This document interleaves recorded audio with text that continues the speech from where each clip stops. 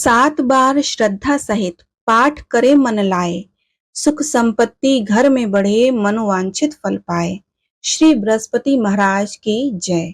बृहस्पतिवार यानी बृहस्पति का दिन। बृहस्पति यानी देवताओं के गुरु, इसलिए यह गुरु का दिन यानी कि गुरुवार कहलाता है। हालांकि बृहस्पतिवार के दिन भगवान श्री विष्णु की पूजा की जाती है, जिनकी पूजा से बृहस्पति देव भी प्रसन्न होते हैं। हिंदू धर्म में पौराणिक ग्रंथों में बृहस्पतिवार के व्रत का महत्व भी है। मान्यता है कि अनुराधा नक्षत्र युक्त बृहस्पतिवार से शुरू कर लगातार 7 गुरुवार तक व्रत करने से बृहस्पति ग्रह के कारण पैदा हुए दोषों से मुक्ति मिल जाती है। पौराणिक ग्रंथों में भी बृहस्पति की कथा भी मिलती है। तो आइए आपको बृहस्पतिवार के दिन सुनाते हैं बृहस्पतिवार व्रत कथा। बहुत समय पहले की बात है कि किसी नगर में एक व्यापारी रहता था। व्यापारी बहुत ही सज्जन था, लेकिन उसकी पत्नी बहुत ही कंजूस। व्यापारी जहां कमाने के साथ साथ दान पुण्य के काम भी दिल खोल कर करता था, वहीं उसकी पत्नी आए दिन द्वार पर आए साधुओं का निरादर करती रहती थी। एक बार क्या हुआ कि स्वयं बृहस्पति देव साधु की भेष में व्यापारी के द्वार पर पहुंच गए।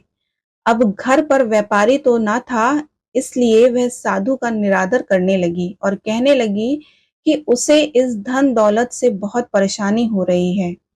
कोई ऐसा उपाय बताओ जिससे यह नष्ट हो जाए। तब साधु के वेश में प्रकट हुए बृहस्पति देव ने उन्हें समझाने का प्रयास भी किया कि वह धन को नेकी के कामों में लगाएं, लेकिन उसने एक ना सुनी। वह बृहस्पति देव ने कहा कि यदि तुम वाकई यह चाहती हो कि लगातार 7 बृहस्पतिवार को अपने घर को गोबर से लीपना, अपना केश भी पीली मिट्टी से गुरुवार के दिन ही धोना, कपड़े भी इसी दिन धोना और अपने पति से भी बृहस्पतिवार को हजामत करवाने के लिए कहना, भोजन में भी मांस मदिरा आदि का सेवन करने को कहना। यह कहकर बृहस्पति देव वहां से अंतर्ध्यान हो गए। लेकिन उनकी बातों को व्यापारी की पत्नी ने हल्के में नहीं लिया और जैसे उन्होंने कहा वैसे ही करने लगी। तीसरे बृहस्पतिवार तक तो उनके घर में कंगाली ही आ गई, वह भी मृत्यु को प्राप्त हो गई। व्यापारी की एक पुत्री भी थी। जब वह अपनी पुत्री को लेकर सड़क पर आ चुका था, गुजर बसर करने के लिए उसने दूसरे गांव में शरण ली। वह जंगल से लकड़ियां काटता और उन्हें बेचकर जैसे तैसे दिन काटने लगा। अपनी बेटी की छोटी छोटी इच्छाओं को पूरा करने में असमर्थ होने पर उसे अत्यंत पीड़ा होती। एक दिन तो जंगल में वह अपने जीवन को देखकर विलाप करने लगा कि इस हालत में देखकर बृहस्पति देव साधु के रूप में उसके सामने प्रकट हुए और बृहस्पति की पूजा करने व कथा पाठ करवाने की सलाह दी। बृहस्पति देव के आशीर्वाद से उस दिन व्यापारी की लकड़ियां भी अच्छे दाम में बिकी। तब उसने साधु के कहे अनुसार बृहस्पति देव की आराधना की और उपवास रखा और कथा भी सुनी। उनके दिन फिरने लगे, लेकिन 7 व्रत पूरे होने से पहले ही एक गुरुवार वह कथा और उपवास करना भूल गया। उसी दिन राजा ने भोज के लिए सभी को निमंत्रण दिया था, लेकिन यहाँ भी वो देरी से पहुंचे और राजा ने अपने परिवार के साथ उन्हें भोजन करवाया। बृहस्पति देव की माया देखिए कि रानी का हार चोरी हो जाता है और आरोप बाप बेटी पर लग जाता है। दोनों को कारागार में डाल दिया जाता है और व्यापारी को फिर बृहस्पति देव की याद आती है। तो वे कहते हैं कि अब भी कुछ नहीं बिगड़ा, यहाँ रहते हुए भी तुम बृहस्पति का उपवास रख सकते हो, कथा सुनो और सुनाओ और गुड़ चने का प्रसाद बांटो। अब व्यापारी को 2 पैसे वहीं जेल के दरवाजे पर मिलते थे। वह एक महिला को गुड़ चना लाने के लिए बोलता है, लेकिन वह कहती है कि उसके बेटे का विवाह है, इसलिए वह थोड़ी जल्दी में है। वहीं एक और स्त्री आती है जिससे पुत्र की मृत्यु हो जाती है और वह उसके लिए कफन ला रही होती है। वह उससे भी वही कहता है कि बृहस्पति देव की कथा करने के लिए उसे गुड़ और चना लाकर दे। वह उससे लाकर देती है और स्वयं भी उसकी कथा सुनती है।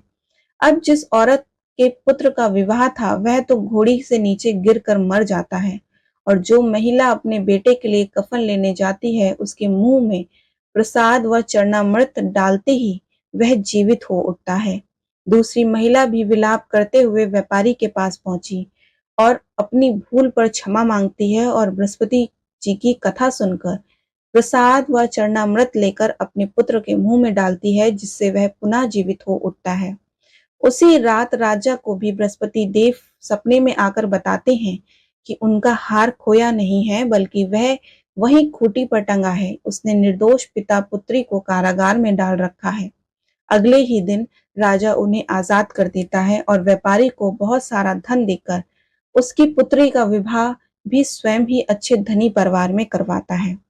कुल मिलाकर उपरोक्त कहानी को पढ़ने से बृहस्पतिवार के महत्व के बारे में हमें पता चलता है कि इस दिन किसी भी साधु सन्यासी, घर के बड़े बुजुर्ग, किसी दीन दुखी का उपहास नहीं उड़ाना चाहिए, ना ही उनकी उपेक्षा करनी चाहिए। इनकी सेवा करके पुण्य कमाना चाहिए। साथ ही ऐसे कर्म भी करने चाहिए जिनके गुरु ग्रह बृहस्पति के कोप का भजन बनना पड़ता है। गुरुवार के दिन भगवान श्री हरि विष्णु जी की पूजा की जाती है और कई कई जगह देव गुरु बृहस्पति व केले के पेड़ की पूजा करने का भी मान्यता है। बृहस्पति बुद्धि के कारक माने जाते हैं, तो केले के पेड़ हिंदुओं को धार्मिक मान्यताओं के अनुसार पवित्र माना जाता है। मान्यता है कि अनुराधा नक्षत्र युक्त गुरुवार से आरंभ कर लगातार 7 गुरुवार उपवास रखना चाहिए और प्रत्येक उपवास के दिन श्री हरि की पूजा के पश्चात गुरुवार व्रत कथा सुननी चाहिए। इस दिन पीले वस्त्र धारण करने चाहिए, पीले फूलों का पूजा में इस्तेमाल करना चाहिए। इस दिन सिर्फ एक बार बिना नमक का पीले रंग का भोजन ग्रहण करना चाहिए। चने की दाल का प्रयोग भी उत्तम माना जाता है। व्रती को प्रातः उठकर भगवान विष्णु का ध्यान कर व्रत संकल्प लेना चाहिए। अगर बृहस्पति देव की पूजा करनी हो तो उनका ध्यान करना चाहिए और फल, फूल, पीले वस्त्र आदि से बृहस्पति देव और भगवान विष्णु की पूजा करनी चाहिए। केले का प्रसाद बहुत शुभ माना जाता है। केले दान करने भी शुभ रहता है। बृहस्पति की कथा शाम के समय सुननी चाहिए और कथा के बाद बिना नमक का भोजन ग्रहण करना चाहिए। मान्यता है कि विधि पूर्वक उपवास रखने व गुरुवार व्रत का कथा श्रवण से व्यक्ति का गुरु ग्रह से संबंधित दोष दूर हो जाते हैं और अपने से बड़े लोगों की कृपा बनती है। इस दिन कपड़े धोना या फिर बाल या दाढ़ी बनवाना वर्जित माना जाता है।